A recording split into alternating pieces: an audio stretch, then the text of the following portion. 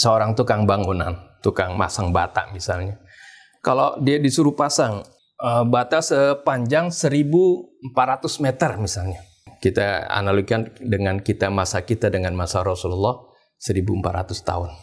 Tanpa menggunakan benang sebagai acuan. Pasti dari sana misalnya, masih dekat dari titik awal sampai titik 1.400 itu. Awalnya masih lurus. Tapi ketika bata kedua, bata ketiga itu mulai ada sedikit miring, sedikit miring. Makin kesini makin, kalau nggak diluruskan pakai benang tadi, ya pasti makin merencong, seperti makin miring. Nih benangnya ini adalah Al-Quran yang menghubungkan kita dengan Rasulullah dan juga sekaligus menghubungkan kita dengan Allah Subhanahu wa Ta'ala. Siapa kira-kira di antara kaum muslimin yang mengingkari ayat-ayat Al-Quran? Walaupun mereka berbeda pendapat, mereka bersatu dalam Al-Quran. Betul tidak? Tapi syaitan ingin memisahkan kita dari Quran yang mempersatukan kepada pendapat yang mencerai-beraikan, kemudian menghembuskan di hati mereka fanatisme pada pendapat-pendapat ulama mereka. Padahal para ulama seperti Syafi'i, Maliki, Hambali, Hanafi dan lain-lainnya tidak pernah mengajak umat kepada mereka. Semua mengajak kepada Allah.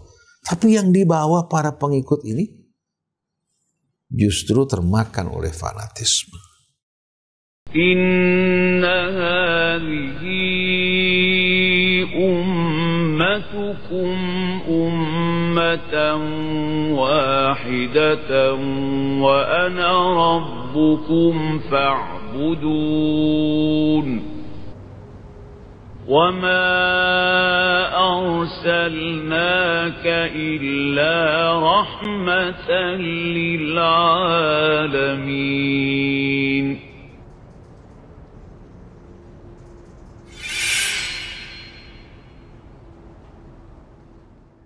Bismillahirrahmanirrahim. Alhamdulillahirrabbilalamin. Allahumma salli ala Muhammadin wa ali Muhammad. Assalamualaikum warahmatullahi wabarakatuh.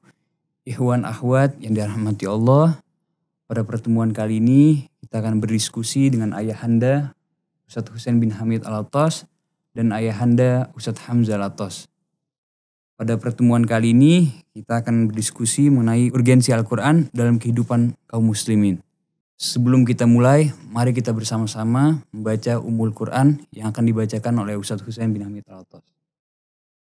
أعوذ بالله من الشيطان الرجيم بسم الله الرحمن الرحيم الحمد لله رب العالمين الرحمن الرحيم مالك يوم الدين إياك نعبد وإياك نستعين اهدنا الصراط المستقيم صراط الذين أنعمت عليهم غير المغضوب عليهم ولا الضالين آمين. Sadaqallahul azim wa sadaqa rasuluhul karim.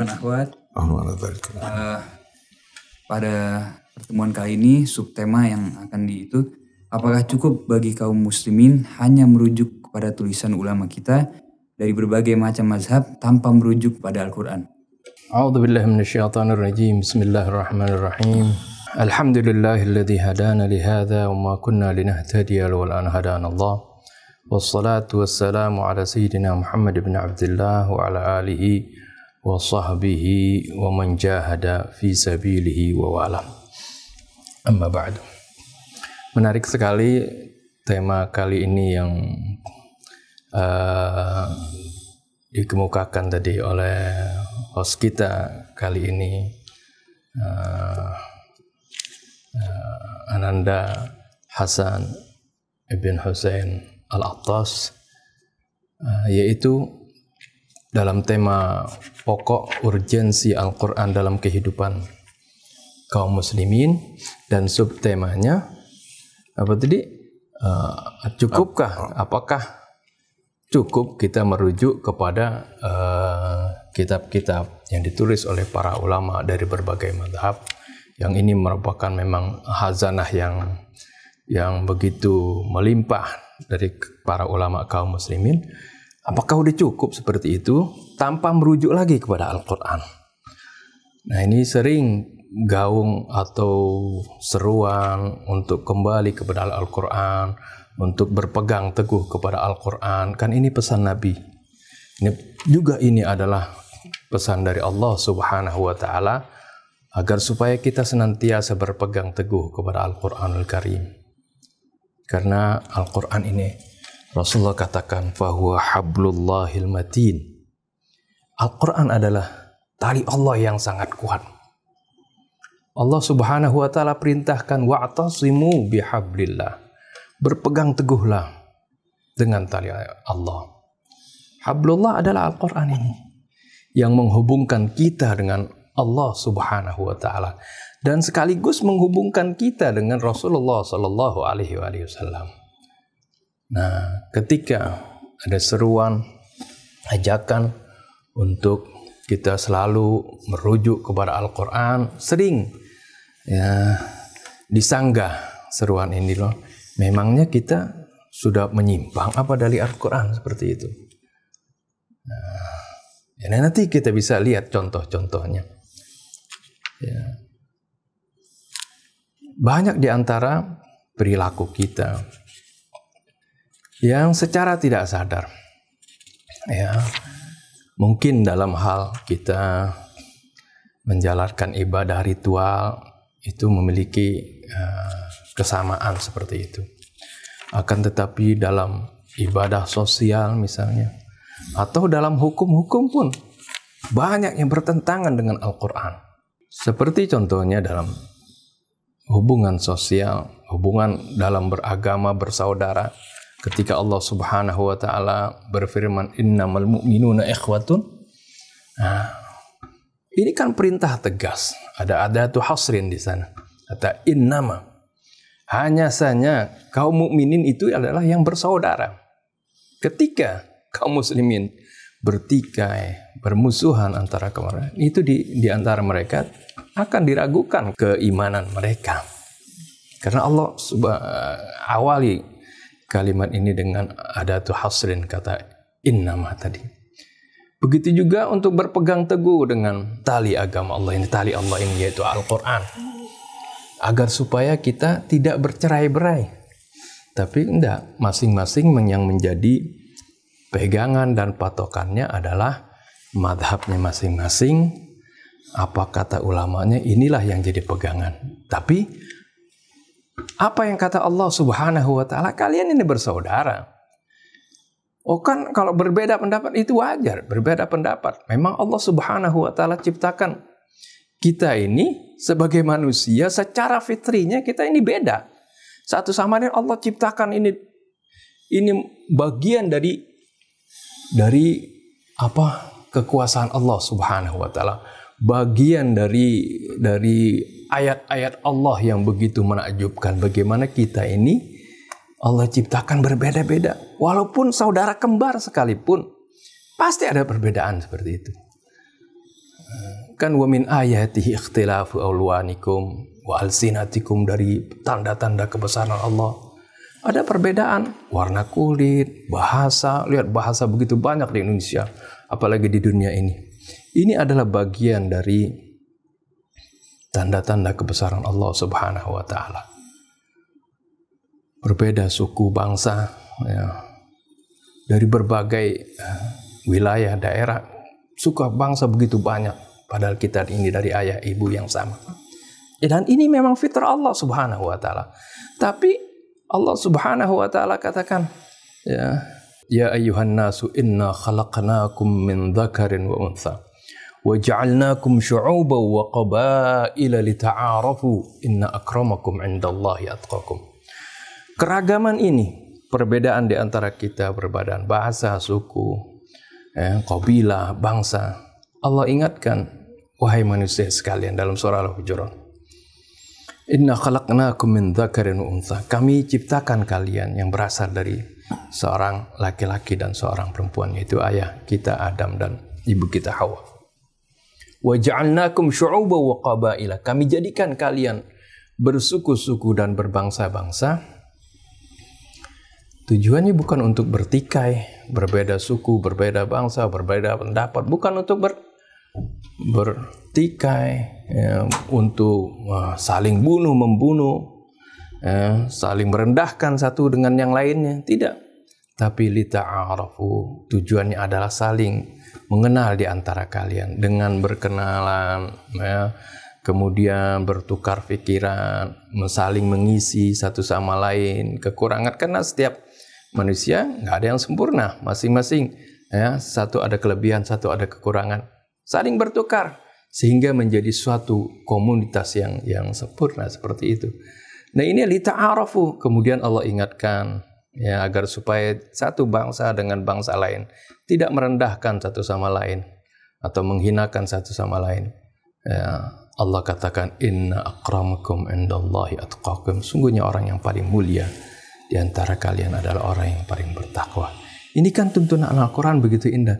Lalu kita lihat kenyataannya, bagaimana kaum muslimin seperti tadi. Ketika mereka merefer hanya kepada kitab-kitab mereka, itulah yang jadi rujukan. Bahkan ada sebagian orang bilang, oh, kalau kita menarikkan ini kan kata Allah, oh, nggak ada di kitab fikih ini misalnya, seperti itu. Misalnya Fathul Mu'in lah yang biasa kita baca, itu kan nggak ada di Fathul Mu'in. Itu kita menghargai ulama terdahulu, mereka sudah mengarang suatu buku, memberikan penerangan kepada umat. Tapi itu kan pemahaman, itu kan interpretasi yang biasanya para ulama setiap zamannya itu memiliki, ya, pengetahuan pada masanya, pada zamannya. Para ulama terdahulu misalnya yang 1000 tahun yang lalu, nggak mungkin mereka tahu tentang keadaan dan situasi pada saat ini. Tapi kalau Al-Quran adalah ilmu Allah yang tidak dibatasi oleh ruang dan waktu.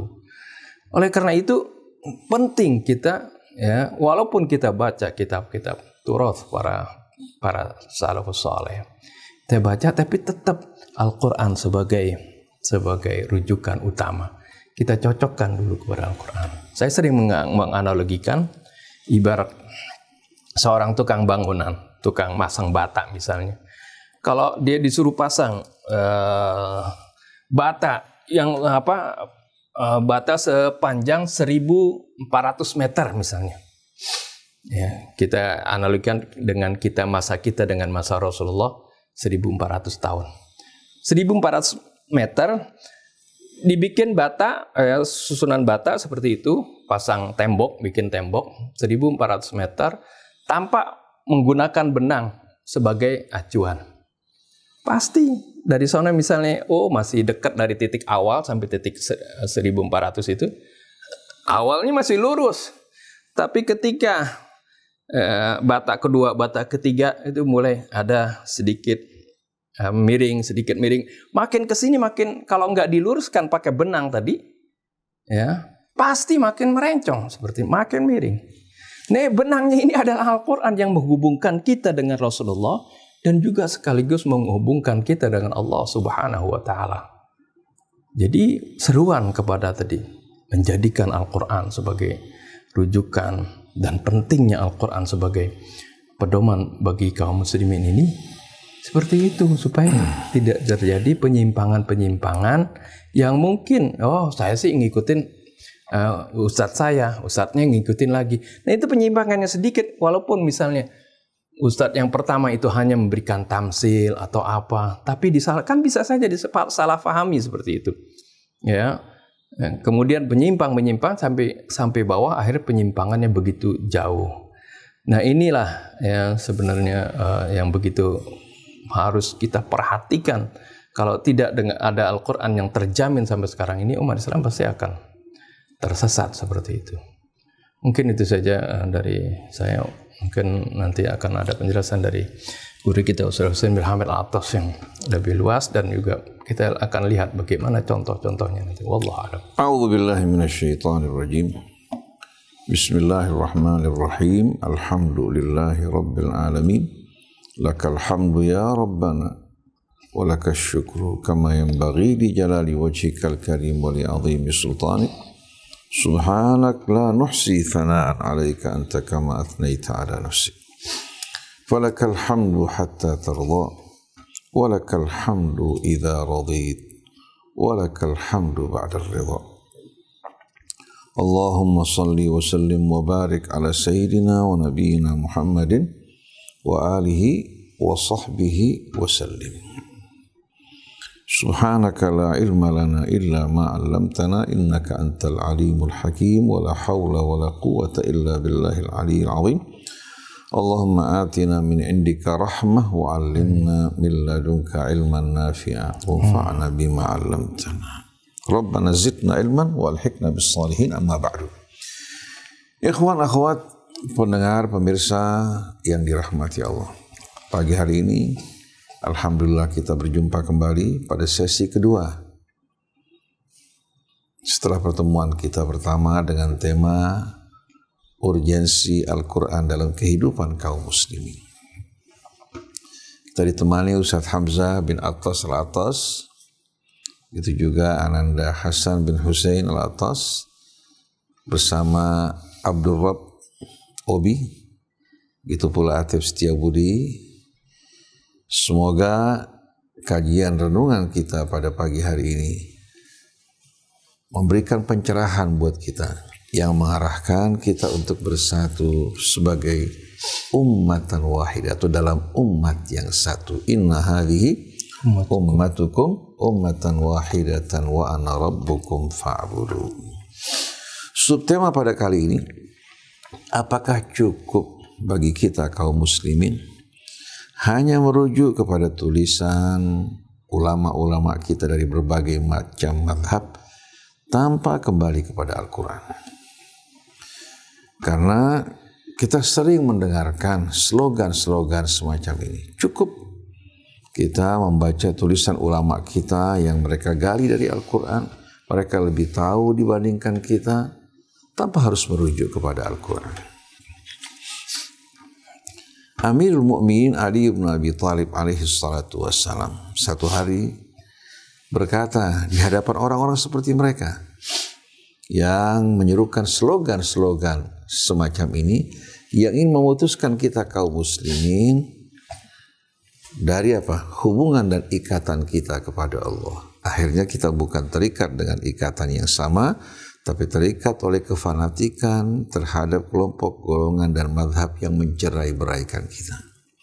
Kita boleh saja berbeda mazhab, tapi asal ikatan kita, ikatan keimanan kepada Allah, kesatuan dalam satu umat, perbedaan pendapat manusia tidak akan memecah belah kita. Imam Ali berkata, "Laisa ba'dal Qur'an min faqah, wa laisa qablahu min kafaf." Setelah Al-Quran, kalau kita jadikan Al-Quran berada pada prioritas pertama, maka setelah kita menikmati hidangan Al-Quran, bimbingan dan petunjuk maupun cahayanya, kita tidak butuh kepada yang lain. Tapi walaupun kita banyak mengkaji, meneliti berbagai macam penelitian dan kajian, tanpa Al-Quran, tidak mungkin semua itu akan mencukupi kita.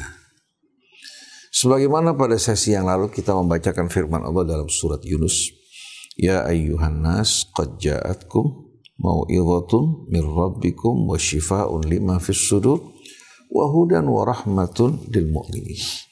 Qul bi fadlillah wa bi rahmatihi fabidzalika falyafrahu huwa khairum mimma yajma'un. Wahai manusia, ini ditujukan bukan hanya pada kaum muslimin. Wahai manusia, telah datang kepada kalian mau'izah, nasihat, petuah yang menyentuh, nasihat yang membimbing, mengarahkan kalian kepada kehidupan yang lebih baik dan lebih lurus. Karena datangnya dari Tuhan kalian, pencipta kalian. Wa shifaa'un lima fis sudur, di samping sebagai mau'izah yang penuh dengan pelajaran, juga sebagai penyembuh bagi penyakit yang terdapat dalam dada kita semuanya. Disebabkan karena penyakit ini, manusia akhirnya bercerai-berai. Dicerai-beraikan oleh syaitan dan hawa nafsu. wa hudan wa rahmatun lil mu'min, dan dia sebagai petunjuk dan rahmat bagi orang yang beriman. Yang Allah terangkan tentang Al-Quran dan karakteristiknya serta manfaatnya tidak terdapat dalam buku-buku yang lain. Tidak terdapat dalam buku yang lain. Seandainya sebagian menerima, sebagian lagi menolak. Tapi kalau Al-Quran karena datangnya dari Allah, mau ilahnya bersifat pasti, syifanya bukan hanya sekedar obat tapi penyembuh. Petunjuknya tidak diragukan. Dzalikal kitab la raiba fih. Menunjuk kepada kitab suci yang begitu agung dan mulia, tidak terdapat keraguan di dalamnya. Hudan lil muttaqin, dijamin sebagai petunjuk untuk orang yang bertakwa. Dan Allah tegaskan, alhamdulillahilladzi anzala ala abdihil kitab wa lam yaj'al lahu iwaja. Maha suci Allah yang telah menurunkan Alkitab, kitab yang agung dan mulia ini. Karena dia berasal dari yang maha agung, maka kitab ini dengan sendirinya membawa keagungan, kebesaran yang datang dari sisi Allah. Dan Allah tidak mengadakan kebengkokan di dalamnya. Kebengkokan bersumber dari hawa nafsu. Jadi bagaimanapun cermat telitinya ulama kita dalam kajian-kajian mereka, yang merujuk kepada pendapat mereka bukan kembali kepada apa-apa yang pasti yang datang dari Allah dan Rasulnya. Kita tidak bicarakan hal ini. Yang pasti yang datang dari Allah itu bukan monopoli satu mazhab, tapi itu syariat yang datang dari Allah. Tapi yang menjadi pembicaraan kita, pendapat-pendapat pribadi setiap mujtahid, setiap pengikut mazhab. Pendapat ini tidak bersifat sakral. Nah, bagaimana kita memastikan kebenaran pendapat ini kalau tidak memiliki tolak ukur? Seperti yang Ustadz Hamzah katakan, 1400 tahun, katakan 1400 meter. Kalau kita tidak mengambil garis lurus dari Allah, dari Al-Quran, sampai apa? Sampai batas akhir. Kemudian kita memasang batas sesuai dengan petunjuk garis tersebut atau benang tersebut, pasti akan mencong. Mencong nggak? Pasti akan mencong. Kita kembali ke ulama A, ulama kembali kepada ulama B, sampai ke atas pasti akan mencong. Tapi kalau kita ambil garis lurus dari mulai Al-Quran, dari mulai Nabi kita sampai kepada kita, begitu kita mendengarkan pendapat ulama yang tidak sejalan, tidak searah dengan Quran, kita bisa apa? Sisihkan. Tapi kalau kita tidak memiliki tolok ukur yang disepakati, kita akan dibawa mencong-mencong ke sana kemari, dibawa oleh gravitasi hawa nafsu untuk apa? Bercerai-berai. Setelah itu Allah mengatakan, qul bifadlillah, katakan dengan karunia Allah, wa rahmatihi, dan rahmatnya, fabidzalika falyafrahu. Dengan karunia rahmat Allah mereka sambut dengan penuh rasa gembira. Kenapa? Huwa khairum mimma yajma'un. Dia lebih baik dari segala apa yang dikumpulkan manusia dari berbagai macam pengetahuan. Karena apa yang dikumpulkan manusia tidak sama dengan apa yang datang dari Allah. Kenapa? Karena Allah nurus samawati wal ard. Dia menjadi nur yang menerangi langit dan bumi dengan hidayah. Dalam surat An-Nur ketika Allah menurunkan ayat tersebut, sebelumnya Allah terangkan, walaqad anzalna ilaikum ayatin mubayyinat. Sungguh kami telah menurunkan bagi kalian ayat-ayat yang memberikan penerangan, penjelasan yang sejelas-jelasnya. Wa mathalan minal ladzina khalau min qablikum, dan perumpamaan umat-umat terdahulu. Kenapa mereka bangun, kenapa mereka jatuh, kenapa mereka runtuh, semua ada sebab yang diterangkan dalam Al-Quran. Wa mathalan minal ladzina khalau min qablikum wa mau'izatan lil muttaqin, dan mau'izah yang terindah bagi orang yang bertakwa yang datang dari pencipta mereka. Laqad anzalna ilaikum ayatin mubayyinatin wa mathalan minal ladzina khalau min qablikum wa mau'izatan lil muttaqin. Setelah Allah menjelaskan kitabnya sebagai mau'izah yang begitu indah, Allah berikan perumpamaan buat kita mengenai kitab sucinya. Allahu nurus samawati wal ard. Allah adalah nur yang menerangi langit dan bumi. Maksudnya apa? Memberikan petunjuk hidayah kepada seluruh makhluknya di alam raya. Bumi kita yang melakukan rotasi pada subuhnya, kemudian mengelilingi matahari. Begitu juga planet yang lain bersama matahari mengelilingi pusat galaksinya. Semua ini kalau bukan karena nur dan hidayah dari Allah, niscaya akan terjadi kehancuran. tubuh kita yang bekerja dengan sempurna, fungsi jantung kita, paru-paru kita, ginjal kita, pencernaan kita. Ini kan semua membutuhkan bimbingan. Nah, Allah yang menjadi nur, yang memberikan hidayah, petunjuk hingga bayi dari mulai sperm bertemu dengan ovum, terjadi pembuahan, kemudian mulai membentuk kerangkanya, membentuk organ-organ tubuhnya di tengah-tengah kegelapan tersebut. Semua karena hidayah dan nur dari Allah. Jadi nur ini sebenarnya menggambarkan hidayah dan petunjuk. Mathalu nurihi, perumpamaan cahayanya. Kamishkatin fiha misbah, bagikan sebuah lubang di dinding atau di atap. Seperti doorlet. Fiha misbah, di dalamnya terdapat pelita. Pelita, cahaya. Ya. Kalau berada pada tempat yang kecil, di tempat tersebut terang benderang enggak? Al-misbahu fi zujajah. Pelita tersebut terbungkus oleh apa? Oleh kaca laksana kristal. Az-zujajatu ka'annaha kaukabun durri. Kaca atau cermin tersebut laksana bintang yang terang benderang. Ini kan merupakan gambaran yang amat menakjubkan kan. Allah berikan gambaran ini karena pada situ belum ada lampu kristal.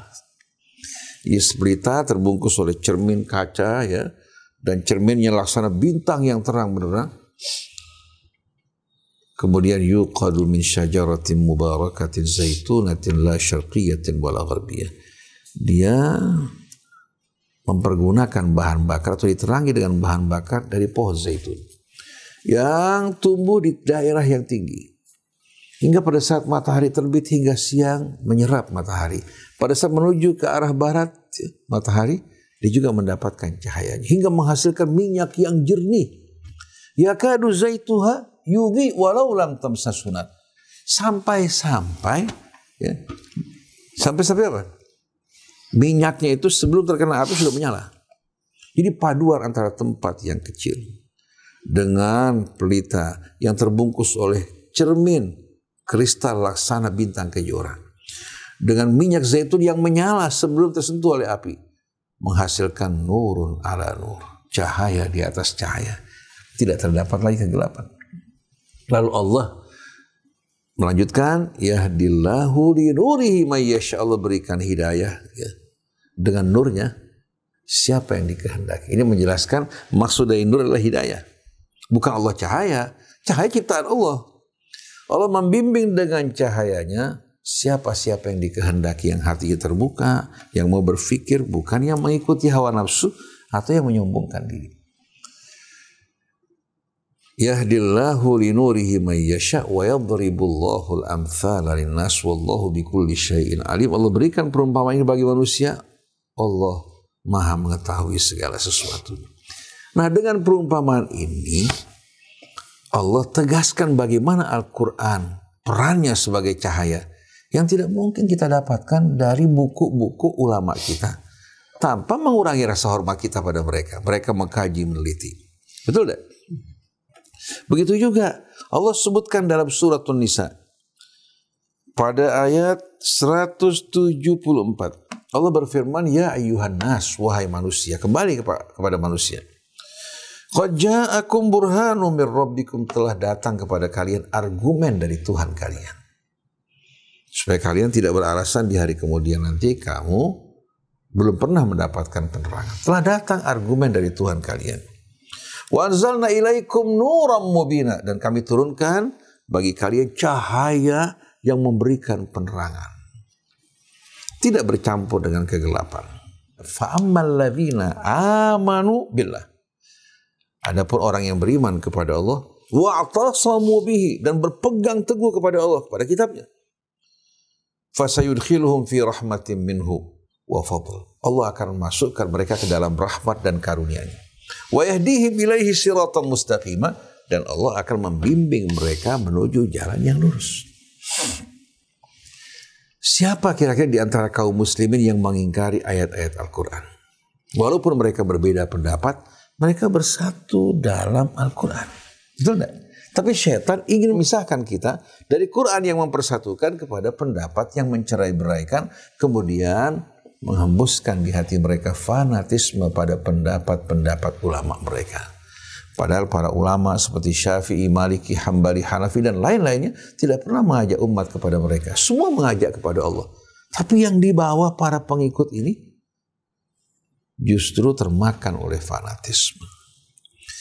Jadi kesimpulannya, tidak mungkin kita akan dapat betul-betul menjadi seorang muslim yang baik, yang berjalan di atas kebenaran, melainkan kita menjadikan Quran sebagai rujukan pedoman kita dan kita membaca penelitian para ulama sebagai bantuan untuk memahami Al-Quran.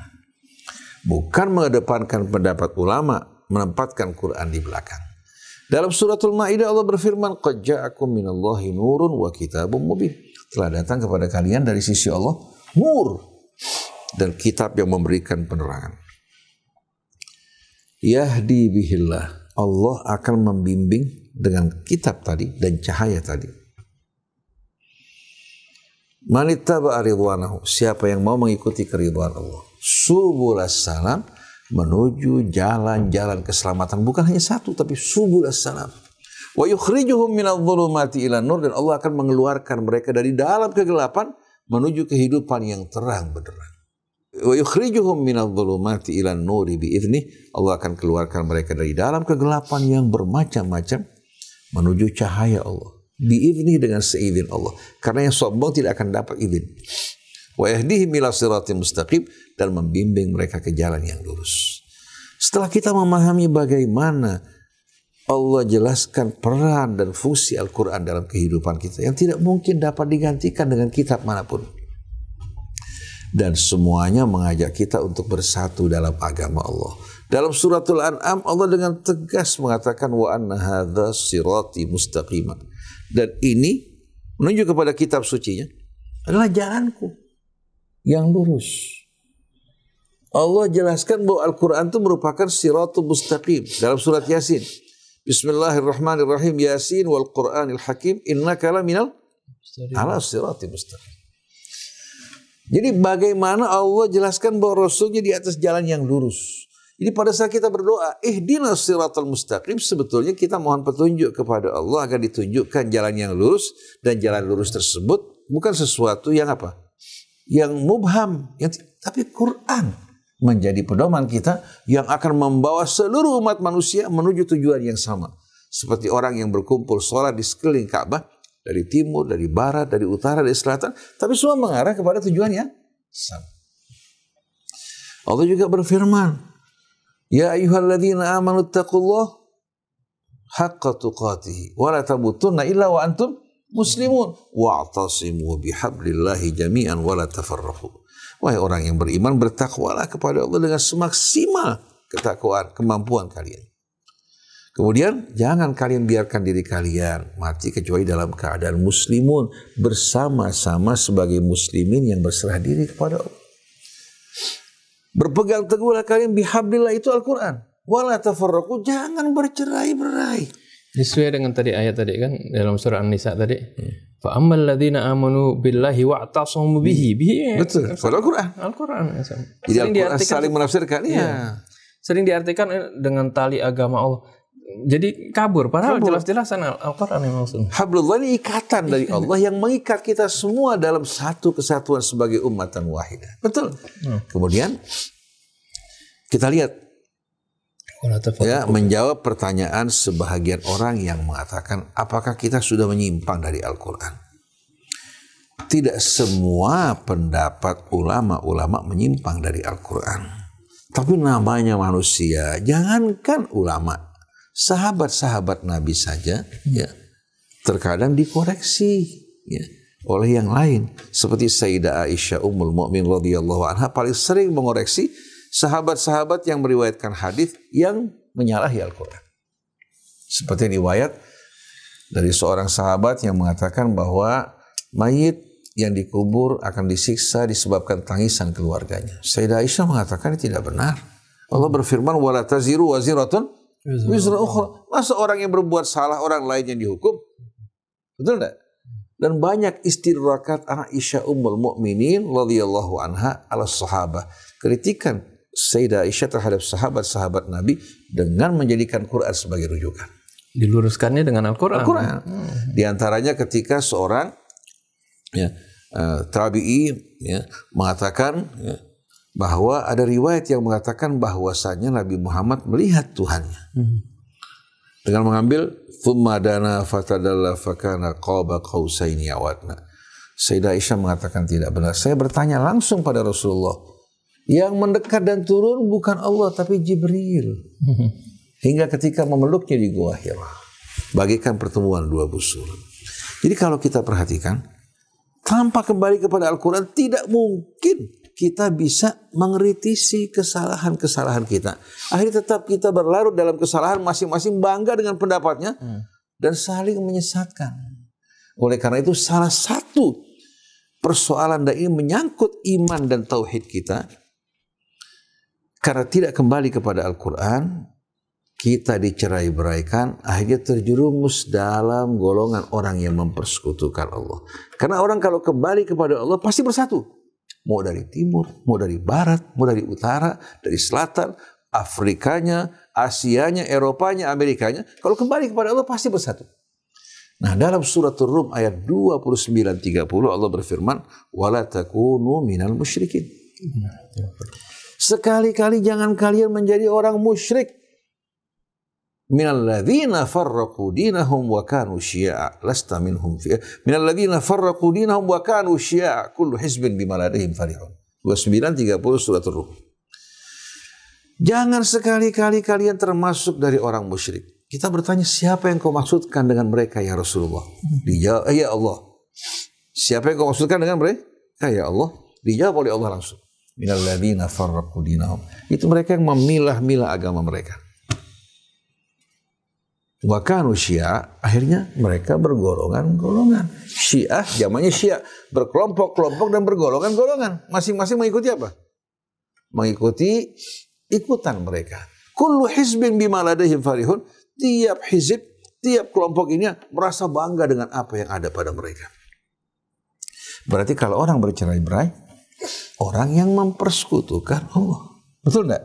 Allah ingatkan, wala takunu kalladzina tafarraqu wakhtalafu min ba'di ma ja'ahumul bayinat wa ulaika lahum adzabun 'adzim. Jangan kalian tergolong dari orang-orang yang berselisih, bercerai-berai setelah datang keterangan, penjelasan dari Allah yang sejelas-jelasnya, dan mereka Allah sediakan bagi mereka azab yang maha besar. Dalam suratul An'am juga Allah berfirman, innal ladzina farraqu dinahum wa kanu syi'an lasta minhum fi syai' innama amruhum ila Allah thumma yunabbi'uhum bima kanu yaf'alun. Ini merupakan ayat 159 dari surat Al-An'am. Innal ladzina farraqu dinahum. Sesungguhnya mereka-mereka yang memecah belah dan memilah-milah agama mereka. Wa kanu syi'a, hingga mereka akhirnya berkelompok-kelompok, lasta minhum fi syai'. Sedikit pun mereka bukan dari kamu dan kamu bukan sebagai pemimpin mereka. Jadi Allah putuskan hubungan Rasul dengan mereka, lasta minhum fi syai'. Kamu sedikit pun tidak berhubungan dengan mereka, mereka juga tidak terhubung dengan kamu. Innama amruhum ilallah. Serahkan urusan mereka kepada Allah. Innama amruhum thumma yunabbi'uhum bima kanu yaf'alun. Kemudian Allah akan memberitahukan mereka tentang apa yang mereka perbuat. Ini ayat-ayat yang begitu jelas yang Allah turunkan mengingatkan kita untuk bersatu, berkumpul dalam ummatan wahida. Inna hadhihi ummatukum ummatan wa ana rabbukum fa'budu. Orang kalau merujuk kembali kepada Quran, apapun perbedaan pendapat, mereka bisa bersatu. Tapi kalau meninggalkan Quran, kembali kepada doktrin madhab, mereka akan semakin berjauhan satu dengan lainnya karena muncul kebanggaan di hati mereka. Kita kelompok yang selamat, golongan yang kelak di hari kemudian nanti akan menjadi golongan yang disambut oleh Allah. Ini merupakan kebanggaan yang berasal dari hembusan syaitan. Mereka merasa diri mereka paling benar padahal jauh dari Allah. Jadi kita lihat bahwasanya merujuk kepada Al-Quran merupakan satu keharusan. Allah tidak jadikan buku ulama kita rukun iman. Tapi Allah jadikan Quran sebagai rukun iman kita, pedoman hidup kita. Bahkan Nabi diperintahkan berpegang teguh kepada Al-Quran. Wa anihkum bainahum bima anzalallah. Wala tattabi ahwa'ahum. Hendaklah kamu selalu memberikan keputusan sesuai dengan apa yang Allah turunkan dan jangan ikuti hawa nafsu mereka. Maka kita sebetulnya dengan Al-Quran kita memiliki Islam konseptual.